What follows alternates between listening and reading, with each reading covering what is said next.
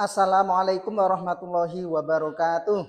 Waalaikumsalam warahmatullahi wabarakatuh. Apa kabar anak-anak semua? Alhamdulillah, luar biasa, Allahu Akbar. Alhamdulillahirabbil alamin. Hari ini kita bisa bertemu kembali pada mata pelajaran pendidikan agama Islam dengan dalam keadaan sehat walafiat, tidak ada halangan suatu apapun. Semoga pembelajaran pagi hari ini membawa kebaikan pada kita semua. Amin. Sebelum pembelajaran kita mulai, mari kita berdoa bersama dengan harapan semoga kita dalam pembelajaran pada hari ini diberi kemudahan oleh Allah, diberi pemahaman oleh Allah. Mari kita berdoa mulai. Bismillahirrahmanirrahim. Asyhadu an la ilaha illallah wa asyhadu anna Muhammadar Rasulullah. Raditu billahi rabban wa bil islami dina wa bi Muhammadin nabiyyan wa rasula. Rabbi zidni ilman nafi'a warzuqni fahman wasi'a wa amalan sholihan maqbula. Amin ya rabbal alamin. Sebelum melanjutkan pelajaran, saya akan mengabsen terlebih dahulu, memastikan kehadiran kalian semua. Tegar Ahmad, Adi Alamuddin, Rangga Rizky, Khairul Anam, Fatih Atira, Kakak Naufal, Edi Suyono, Zaki Ulum. Alhamdulillah, pada pagi hari ini pelajaran PAI anak-anak semua masuk, tidak ada halangan suatu apapun. Nihil. Terima kasih untuk kehadirannya. Untuk mengingat hafalan kita, yaitu juz 30 atau dikenal dengan juz amma, agar tidak lupa hafalannya, mari sebelum pembelajaran kita murojaah surat pendek 1, yaitu surat At-Takatsur bersama-sama. 1, 2, 3. Bismillahirrahmanirrahim. Alhaakumut takatsur hatta zurtumul maqabir. Kalla saufa ta'lamun. Summa kalla saufa ta'lamun. Kalla law ta'lamuna ilmal yaqin la tarawunnal jahim summa la tarawunnaha ainal yaqin summa la tus'alunna yawma idzin 'anil na'im. Shadaqallahul adzim. Dengan adanya kita murojaah, semoga hafalan kita dijaga oleh Allah Subhanahu wa taala. Amin. Kalian pernah melihat orang melakukan sholat jamak di perjalanan jauh? Menurut kalian, mengapa ini diperbolehkan? Agar lebih mudah melaksanakan ibadah, Pak. Ya, terima kasih.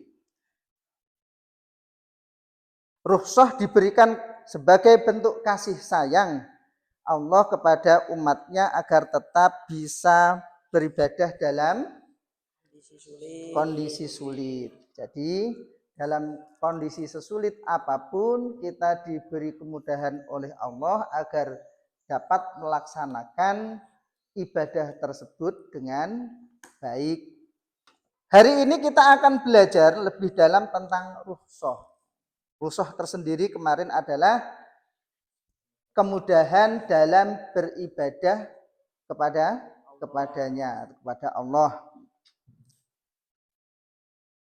yaitu keringanan dalam beribadah seperti halnya sholat, ya, ada puasa, ada haji, dan kewajiban lainnya. Kita juga akan melihat bagaimana rukhsah itu sendiri membantu umat Islam menjalankan agama dalam berbagai kondisi. Jadi berbagai kondisi apapun kita tetap bisa melaksanakan ibadah tersebut. Jadi tidak ada alasan, ya. Nah, tujuan pembelajaran kita pada hari ini adalah memahami macam-macam rukhsah atau jenis-jenis rukhsah, mengetahui syarat-syaratnya dan bisa mengaplikasikannya dalam kehidupan sehari-hari.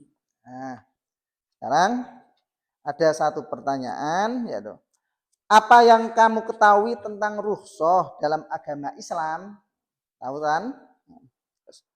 Kapan seseorang diperbolehkan untuk mengambil rukhsah?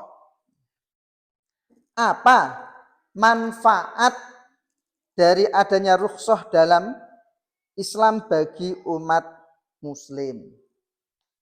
Hari ini kita akan belajar dengan diskusi kelompok. Setiap kelompok akan mendapatkan tugas berbeda.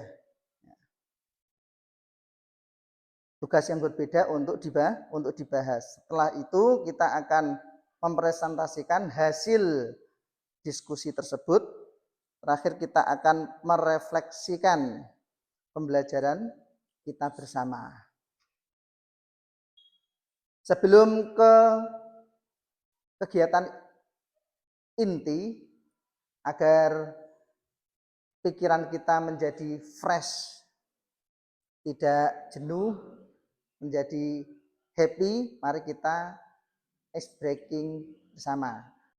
Kita nanti akan menyanyikan lagu terkait tentang rukhsah dengan nada Balonku Ada 5. Hafal semua toh? Hafal semua? Semangat? Nah, rukhsah itu keringanan bagi yang kesusahan,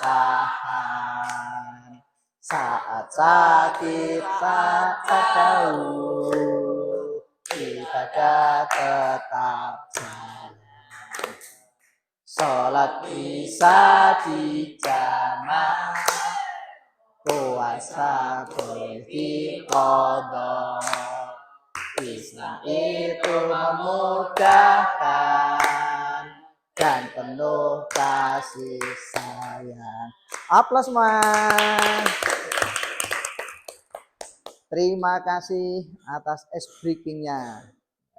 Kita lanjut. Untuk pembelajaran pada pagi hari ini kita akan melibatkan kerja kelompok berdasarkan minat gaya belajar kalian masing-masing, ya. Nanti kelompok akan dibagi menjadi 3, ya, akan dibagi menjadi 3. Sebelumnya saya akan menampilkan video terkait tentang rukhsah. Semoga bisa menjadi gambaran kita semua bahwa rukhsah itu seperti apa macam-macamnya.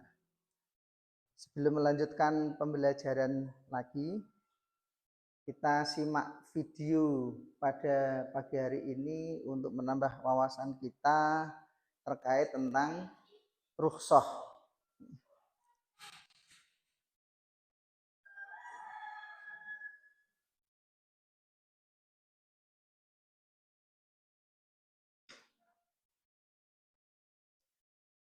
Kita bisa lihat di dalam orang berhaji yang sedang tawaf itu menggunakan kursi roda. Nah, kursi roda tersebut adalah bagian dari rukhsah dalam kita melakukan haji.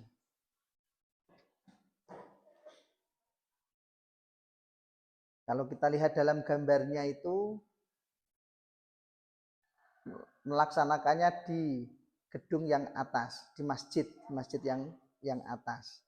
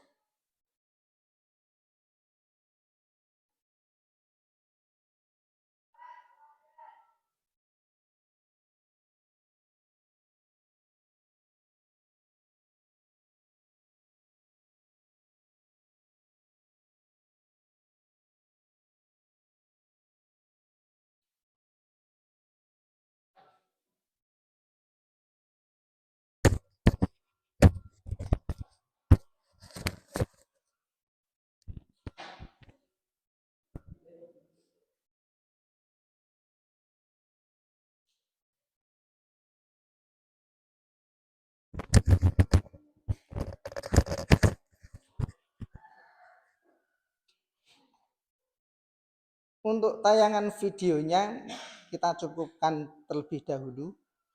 Kita sudah bisa melihat bagaimana Allah memberi kemudahan pada umatnya untuk melaksanakan ibadah, tidak membebani kepada umat Islam. Dari tayangan video tadi yang kita simak bersama-sama, kita bisa melihat bahwa salah satu rukhsah yang kita ketahui di dalam video tadi yaitu tentang rukhsah dalam ibadah haji. Nah, ibadah haji kita itu ketika tawaf sa'i itu kan jaraknya lumayan kalau kita muter. Bagi orang-orang yang sudah tidak kuat atau sudah tua terutama itu diperbolehkan untuk menggunakan kursi roda. Atau yang sa'i juga dari Sofah Marwah itu ada yang menggunakan kursi roda, ada juga yang menggunakan skuter. Itu diperbolehkan. Jadi nomor naik. Nah, jadi naik cepat gitu. Gitu ya. Dalam pembelajaran pagi hari ini kita akan membagi kelompok menjadi 3 kelompok dengan tema yang dibahas berbeda-beda. Kelompok yang pertama nanti kamu akan membahas terkait tentang rukhsah dalam sholat jamak qashar. Nanti yang kelompok kedua akan membahas tentang rukhsah dalam puasa. Nanti itu diberikan, nanti kita akan membuat sesuatu visual apa yang kita buat.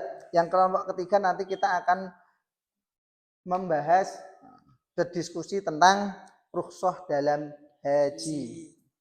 Nah, demikian. Nah, jadi kita membentuk kelompok ini. Sebelum berdiskusi, saya akan memberikan satu lembar kerja LKPD pada kelompok masing-masing. Nah, nanti bisa dikerjakan berkelompok sebelum berdiskusi. LKPD itu didiskusikan bersama. Nanti ada kolom terkait tentang kelompok itu nanti yang diisi dari kelompok tersebut. Mama dari kelompok 1 nanti ngisi itu yang di kolom kelompok 1. Yang kelompok 2 mengisi jawabannya di kelompok 2. Yang ketiga mengisi jawaban di kelompok 3.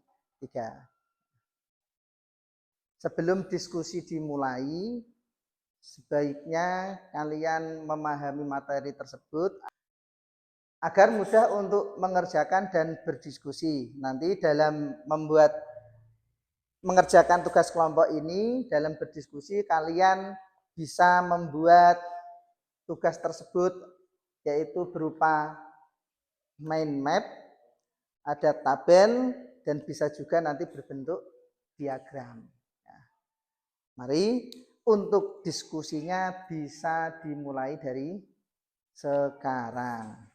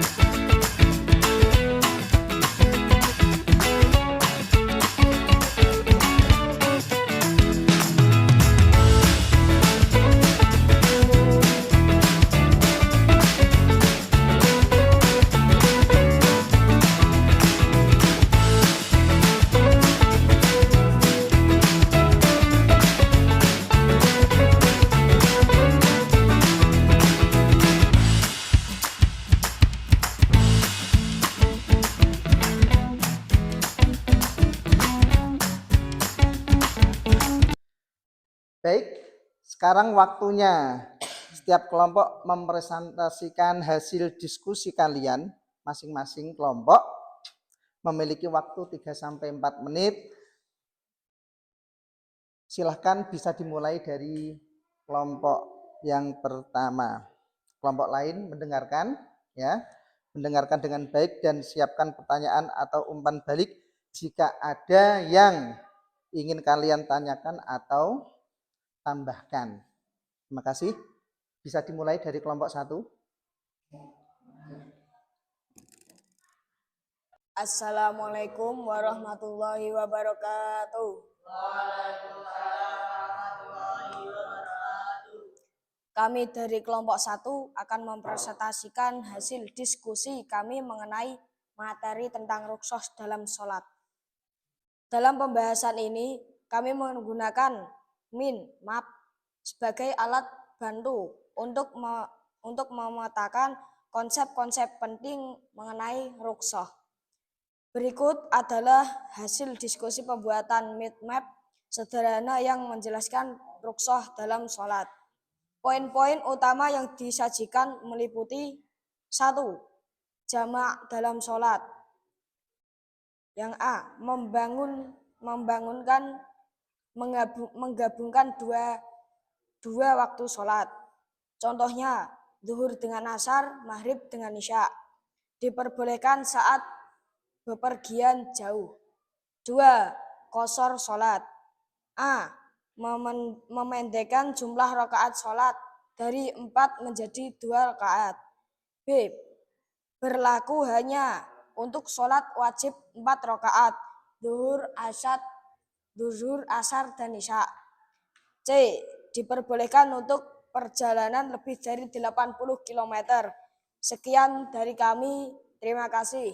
Wassalamualaikum warahmatullahi wabarakatuh.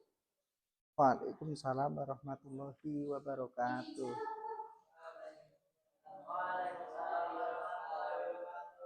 Untuk kelompok 1. Lanjutkan dari kelompok yang kedua akan menjelaskan tentang tabel. Silahkan. Assalamualaikum warahmatullahi wabarakatuh. Waalaikumsalam warahmatullahi wabarakatuh. Kami dari kelompok 2 akan mempresentasikan hasil diskusi kami mengenai materi ruqsah dalam puasa. Dalam pembahasan ini, kami menggunakan tabel sebagai alat bantu untuk memetakan konsep-konsep penting mengenai ruqsah. Berikut adalah hasil diskusi pembuatan tabel sederhana yang menjelaskan ruqsah dalam puasa. Poin-poin utama yang disajikan meliputi tabel ruqsah dalam puasa. Kondisi 1. Sakit sementara. Sakit yang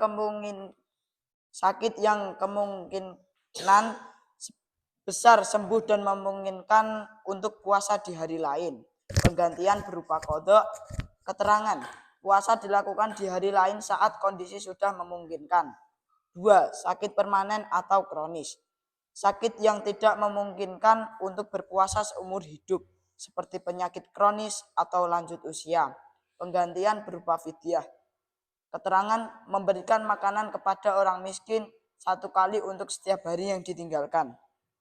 3. Berpergian jauh.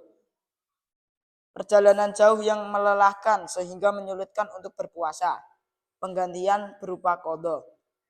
Keterangan, puasa dilakukan di hari lain setelah perjalanan selesai. Yang keempat, wanita hamil atau menyusui. Kondisi di mana puasa dapat membahayakan kesehatan ibu atau anak. Penggantian qadha atau fidyah. Keterangan, qadha jika kondisi memungkinkan setelah kehamilan atau menyusui selesai. Kedua, fidyah jika tidak memungkinkan. Sekian dari kami, terima kasih.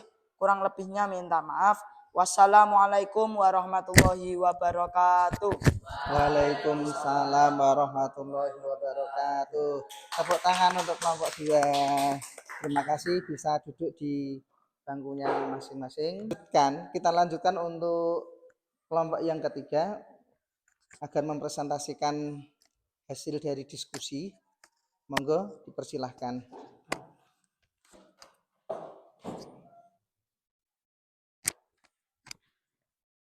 Assalamualaikum warahmatullahi wabarakatuh. Waalaikumsalam warahmatullahi wabarakatuh. Kami dari kelompok 3 akan mempresentasikan hasil diskusi kami mengenai tahapan haji yang dapat diringankan. Dalam pembahasan ini, kami menggunakan diagram sebagai alat bantu untuk memetakan konsep-konsep penting mengenai ruqsah. Berikut adalah hasil diskusi pembuatan diagram sederhana yang menjelaskan tahapan haji yang dapat diringankan. Diagram ini mencakup 1. Tawaf, keliling Ka'bah, menggunakan kursi roda bagi jamaah yang sakit atau lansia. 2. Sa'i, lari kecil Safa dan Marwah, dapat menggunakan kursi roda jika tidak mampu berjalan. 3. Pelontaran jumrah, mewakili kepada orang lain jika kondisi fisik tidak memungkinkan. 4. Wukuf di Arafah, berada di kendaraan bagi jamaah yang tidak mampu berdiri lama. 5. Tahalul, cukur rambut, mencukur sebagian rambut bagi yang memiliki kondisi khusus. 6. Mabit, bermalam di Mina, diberikan keringanan tidak bermalam di Mina bagi jamaah yang tidak sakit. Diagram ini membantu memvisualisasikan hubungan antara tahapan haji dan bentuk keringanan yang diperbolehkan, sehingga memudahkan dalam pemahaman. Sekian dari kami. Terima kasih. Wassalamualaikum warahmatullahi wabarakatuh. Waalaikumsalam warahmatullahi wabarakatuh. Atas untuk semuanya. Monggo bisa duduk lagi ke bangkunya. Terima kasih. Dari hasil presentasi teman-teman semua, banyak yang dapat kita ambil dari keterangan-keterangan dari hasil diskusi panjenengan semua. Terkait yang pertama adalah tentang rukhsah dalam sholat.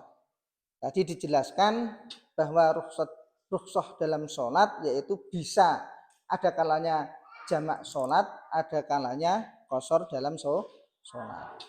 Yang jamak sholat yaitu apa? Menggabungkan 2 waktu sholat, seperti halnya zuhur dengan asar, maghrib dengan isya. Subuh, kalau subuh itu tidak bisa dijamak dengan waktu sholat yang lain. Ada kalanya juga tadi qashar sholat. Qashar sholat itu memendekkan yang aslinya 4 rakaat menjadi 2 rakaat jumlahnya. Yaitu dilaksanakan pada sholat wajib menjadi 2 rakaat. yang awalnya rakaatnya 4 menjadi 2. Berbeda dengan waktu maghrib. Kalau maghrib itu tidak bisa dikurangi.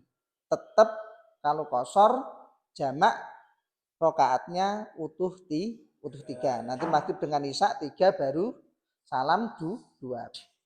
Terus selanjutnya ada kalanya rukhsah pada puasa. Orang yang sakit atau bepergian jauh boleh tidak berpuasa di bulan Ramadan dengan syarat menggantinya di hari yang lain, yaitu dengan mengqadha atau membayar fidyah.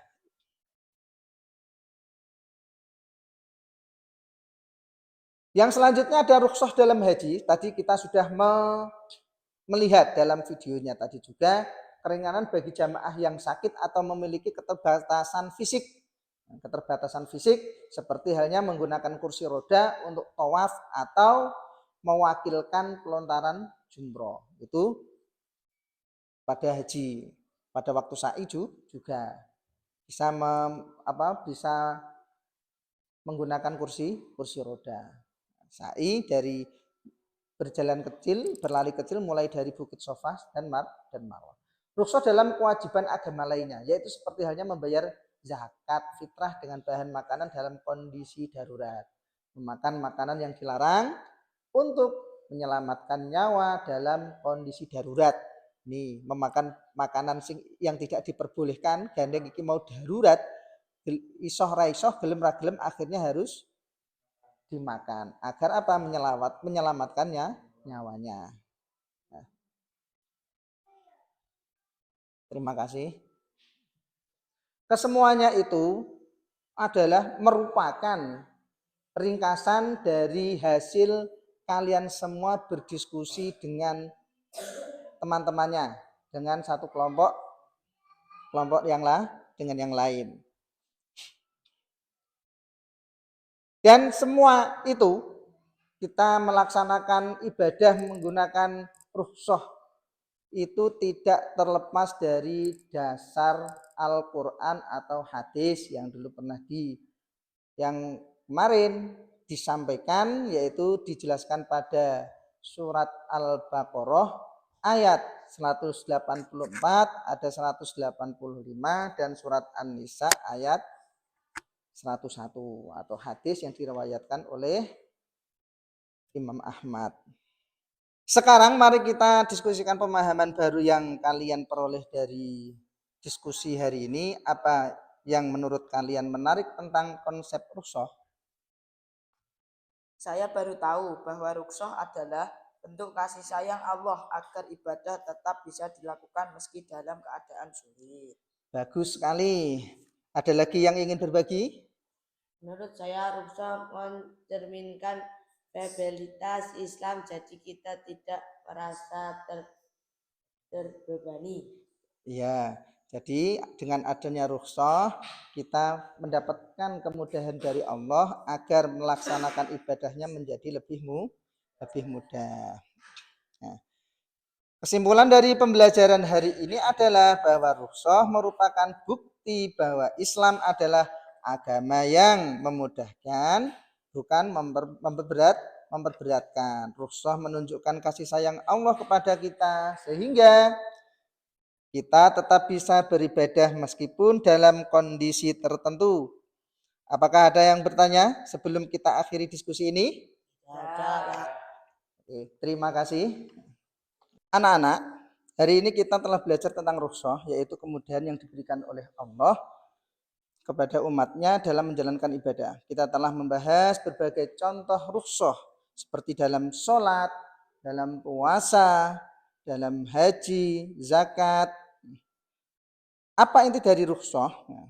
Untuk memudahkan umat Islam dalam kondisi tertentu.